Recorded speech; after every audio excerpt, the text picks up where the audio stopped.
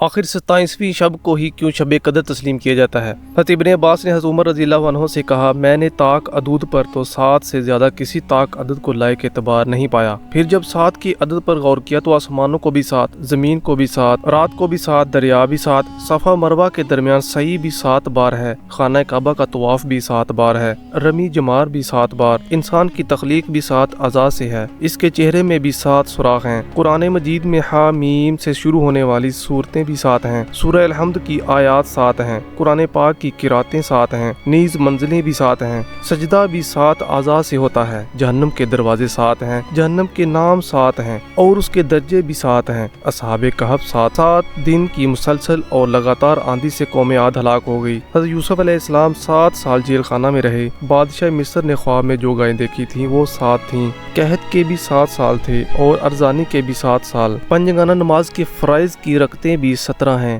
اللہ تعالیٰ کا ارشاد ہے، جب حج سے فارغ ہو کر لوٹو تو 7 روزے رکھو، نسبی عورتیں بھی 7 ہی حرام ہیں اور سسرالی عورتیں بھی 7 حرام ہیں، کتا اگر کسی برتن میں منہ ڈال دے تو رسول خدا کے ارشاد کے مطابق اس کو 7 بار پاک کرنے کا حکم، جس میں پہلی بار مٹی سے مانجنا ہے۔ سورہ قدر کے آغاز سے لفظ سلام تک حروف کی تعداد 27 ہے۔ حضرت ایوب علیہ السلام اپنی آزمائش میں 7 سال مبتلا رہے۔ حضرت ام المومنین نے فرمایا، میں 7 سال کی تھی کہ رسول خدا نے مجھ سے نکاح فرمایا، سردی کے آخری دن 7 ہیں، 3 دن پھگن اور 4 دن چیت۔ رسول اللہ نے ارشاد فرمایا، میری امت کے شہداء 7 طرح کے ہیں، راہ خدا میں جہاد میں مارا جانے والا، طاعون سے مرنے والا، سل کے مرض سے مرنے والا، ڈوب کر مرنے والا، جل کر مرنے والا، پیٹ کے مرض، حیضہ وغیرہ سے مرنے والا، وضع حمل سے مرنے والی عورت۔ حضرت موسیٰ علیہ السلام کا طول اس زمانے کے 7 گز کے برابر تھا اور آپ کا عصا کا طول بھی 7 گز تھا۔ جب یہ ثابت ہو گیا کہ اکثر چیزیں 7 ہیں تو اللہ تعالیٰ نے سلام حتی مطلع الفجر فرما کر بندوں کو آگاہ کر دیا کہ شب قدر 27ویں ہے کہ اس میں 7 کا ہندسہ شامل ہے۔ اس روایت سے یہ ثابت ہوتا ہے کہ شب قدر 27ویں تاریخ کو ہوتی ہے۔ امام حنبل نے حضرت ابن عمر سے روایت کی ہے کہ صحابہ کرام اپنے اپنے خواب آخری عشرہ میں رسول خدا سے بیان کیا کرتے تھے۔ اس پر حضور نے فرمایا، مجھے ایسا معلوم ہوتا ہے کہ تم لوگوں کے خواب 27ویں شب کے متعلق متواتر ہیں، اس لیے جو شخص شب قدر کی جستجو کرے وہ 27ویں رات کو کرے، مگر اللہ تعالیٰ ہی جانتا ہے کہ وہ کون سی شب ہے، اور ہمیں یہ حکم ہوا ہے کہ آخری عشرے کی تمام طاق راتوں میں اسے تلاش کرو، لہٰذا آخری عشرے کی تمام طاق راتوں میں اسے تلاش کیا جائے اور عبادت و ریاضت کی جائے۔ اس شب کو چھپانا بھی اللہ تعالیٰ کی ایک حکمت ہے،